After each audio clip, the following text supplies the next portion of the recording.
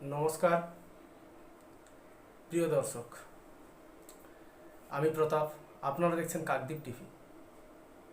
দুটি রাজ্যের বিধানসভা হয়ে গেল এবং তার রেজাল্টও আসতে শুরু করেছে এবং প্রায় মেজরিটি শতাংশ আসন দুটি রাজ্যে কে ক্ষমতায় আসবে সেটা প্রায় কিন্তু নিশ্চিত হয়ে গেছে বলা যায়।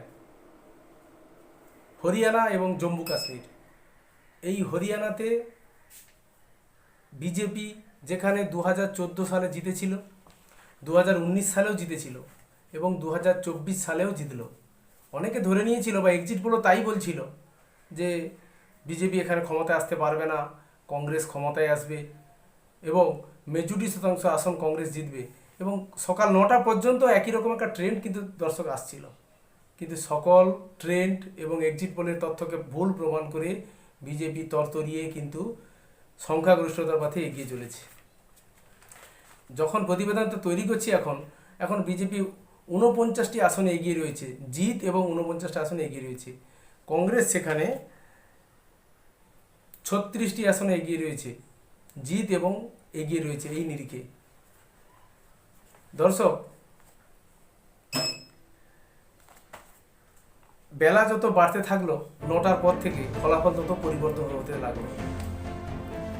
ক্রমেই বিজেপি সংখ্যাগরিষ্ঠতার পথে এগিয়ে চলতে লাগলো। বিজেপি যে নেতৃবৃন্দ যারা এক্সিট পোল দেখে বা সংবাদ মাধ্যমের মতামত দেখে তারা প্রায় মুষড়ে পড়েছিলেন গেছে বলেই কিন্তু মনে করা হচ্ছিল, কিন্তু তারা যত বেলা বাড়তে লাগলো রেজাল্ট সম্পূর্ণ বিপরীত আসতে লাগলো এবং তারা পরপর বাইরে বেরিয়ে এলেন। জেপি নাড্ডা তো বলেই দিলেন যে এক্ষুনি বৈঠক হবে, দিল্লিতে সদর দপ্তরে মোদীর নেতৃত্বে বৈঠক হবে সরকার গঠনের জন্য।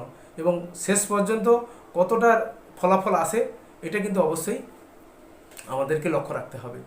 কিন্তু সংখ্যাগরিষ্ঠতা বিজেপি পাচ্ছে এটা নিশ্চিত করে বলা যায়।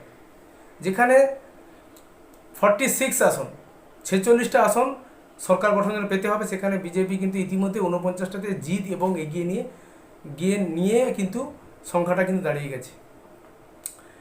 এবারে ইন্ডি জোটের কন্ডিশন কি? যেখানে এতগুলো দলের নেতা নেত্রী মিলে বিজেপিকে হারানোর জন্য একটা ঐক্যবদ্ধ ফ্রন্ট তৈরি করেছিল, সেখানে অনেকগুলি দল রয়েছে, তারা কিন্তু প্রায় মুষড়ে পড়ে গেছে। এবার একটা ইঙ্গিত কিন্তু মহারাষ্ট্র থেকে আসতে চলেছে দর্শক। শিবসেনা, উদ্ধব ঠাকরের যে গ্রুপটি রয়েছে, যে দল, তার দলের যে সাংসদ প্রিয়াঙ্কা চতুর্বেদী একটি কিন্তু মন্তব্য করেছে যেটা খুব ইঙ্গিতবহ। আগামী দিনে যারা রাজনীতিটা বোঝেন তারা বুঝতে পারবেন যে কোন ইঙ্গিতটা দিচ্ছে। তিনি বলছেন, জনতা কা পুরা বিশ্বাস আভি তক বিজেপি কা সাথ হ্যায়। এখনো পর্যন্ত জনগণের যে সমর্থন বিজেপির প্রতি অটুট বা মজবুত রয়েছে, এটা কিন্তু প্রিয়াঙ্কা চতুর্বেদী বলছেন। আর এই মন্তব্যটা কিন্তু আগামী দিনে ভারতবর্ষের রাজনীতির একটা ইঙ্গিতবহ দিক বলে কিন্তু মনে করা যেতে পারে। কারণ মহারাষ্ট্রে আগামীতে কিন্তু নির্বাচন আসতে চলেছে, সেখানে কি হতে পারে।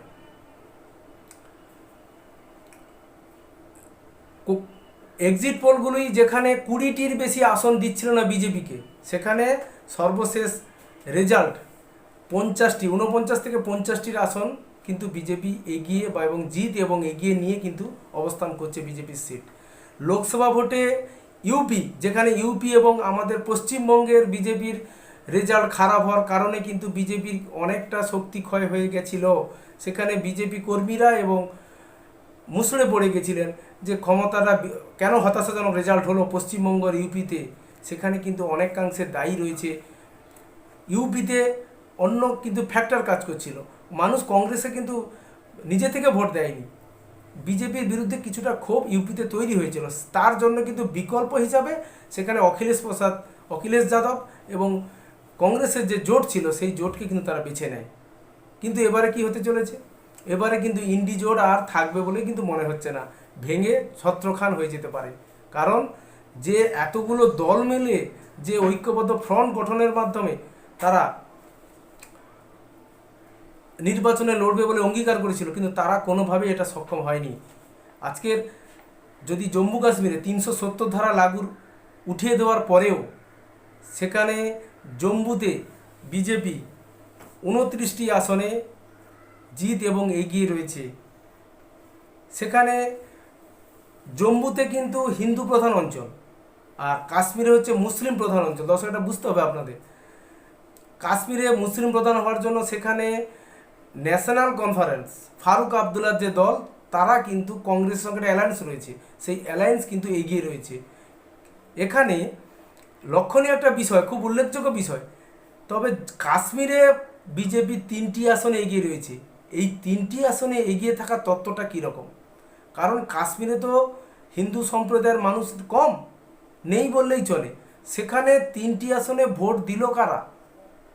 এটা কিন্তু আগামীতে ভারতবর্ষের রাজনীতিতে কোন জায়গায় নিয়ে যেতে পারে তার একটা ক্লু কিন্তু এখান থেকে পাওয়া যাচ্ছে।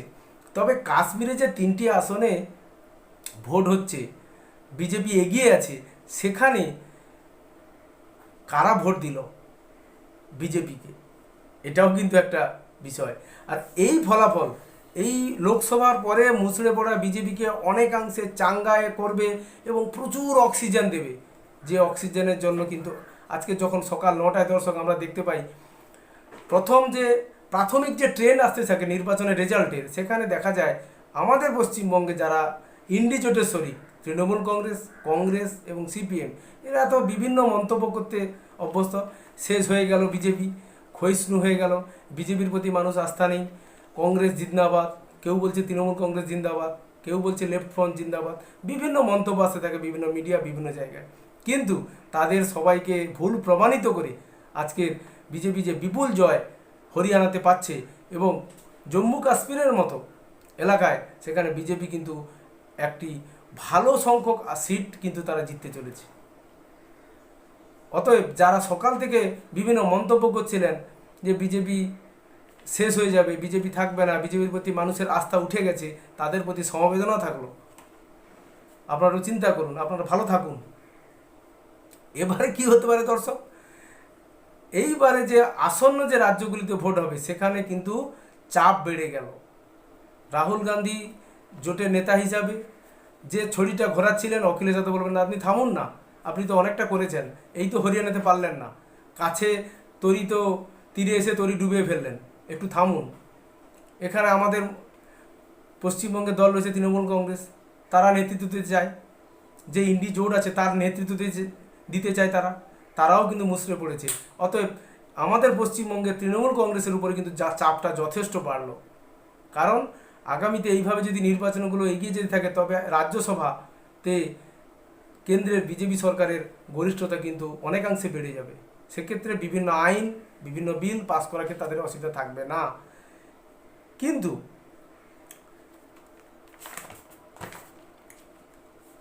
এত বড় কৃষক আন্দোলনের পর, যেখানে জাট ল্যান্ড বলা হয়, হরিয়ানাকে একটা জাট ল্যান্ড, যেখানে কৃষক আন্দোলনের তৈরি হয়েছিল, দিল্লি থেকে একটু কাছে, একেবারে কাছের রাজ্যটা, সেখানে যে কৃষক বিদ্রোহ হয়েছিল, তারপরেও যেভাবে ইন্ডিজোট ভালো ফল করতে পারলো না, এটা কিন্তু তাদের ক্ষেত্রে যথেষ্ট হতাশাজনক।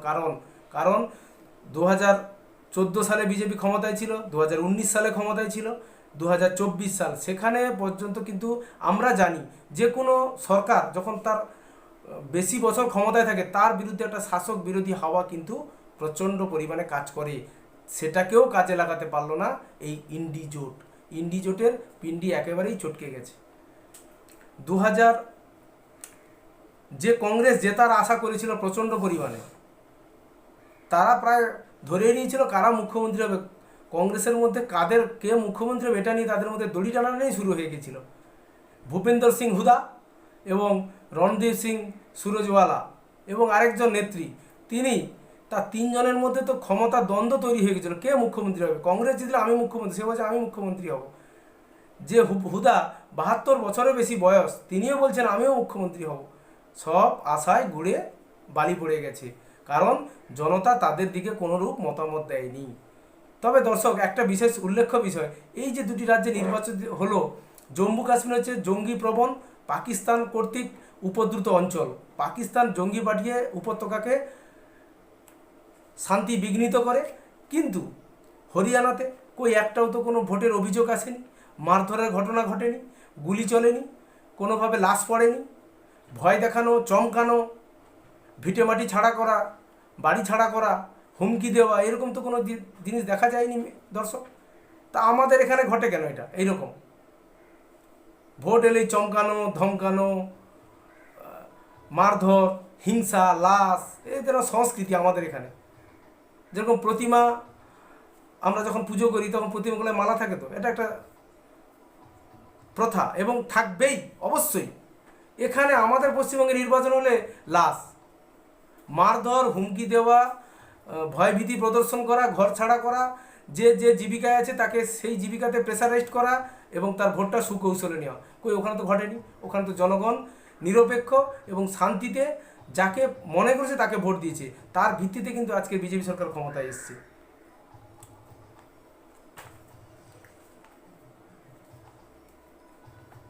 এবারে ইন্ডি জোটের দফা রফা হওয়ার সম্ভাবনা দর্শক বেশি আছে বলে মনে হচ্ছে, কারণ যে কন্ডিশনের উপরে ইন্ডি জোটের দলগুলো, বিজেপি ছাড়া আর ইন্ডি জোটের যে শরিক দলগুলো রয়েছে তাদের মধ্যে কোনো নীতিগত কোনো ঐক্য বা সম্মিলিত জিনিস নেই। তারা এক প্রকার বিজেপি বিরোধী হিসাবে তারা এক জায়গায় হয়েছে। সেখানে কিন্তু আগামীতে তাদের পক্ষে আর জোটকে ধরে রাখা অত্যন্ত কষ্টকর বলে মনে হয়, কারণ যেভাবে বিজেপি পুনরুজ্জীবিত হয়েছে, অক্সিজেন পেয়েছে, বঙ্গ বিজেপি তো এই রেজাল্টের পরে প্রচণ্ড পরিমাণে উত্তেজিত এবং তারা কনফিডেন্স দাঁড়িয়ে গেছে তাদের মধ্যে যে আগামীতে এই রাজ্য থেকেও তৃণমূল কংগ্রেসকে সরিয়ে বিজেপি ক্ষমতায় আসতে পারে, এমনও তারা ভাবতে শুরু করেছেন। কারণ এই রেজাল্ট কিন্তু শাসক দল তৃণমূল কংগ্রেসের পক্ষে যথেষ্ট চাপের কারণ যেহেতু বিভিন্ন ঘরে বাইরে বিভিন্ন জায়গায় বিভিন্ন ইস্যুতে তৃণমূল কংগ্রেস কিন্তু মানুষের জনসমর্থন আস্তে আস্তে করে কিন্তু জনসমর্থন হারিয়ে ফেলছে। সে জায়গায় বিজেপির এই অভাবনীয় ফলাফল তাদেরকে যথেষ্ট চাপে রাখবে বলে দর্শক মনে হয়। কিন্তু এখন আমাদের চোখ থাকবে দেশের রাজনীতিকে এর কি প্রভাব পড়ে, এই ফলাফলটা কি ইমপ্যাক্ট, কি প্রভাব ফেলে, তার দিকে কিন্তু অবশ্যই চোখ থাকবে দর্শক। ততক্ষণ পর্যন্ত নমস্কার, ভালো থাকবেন।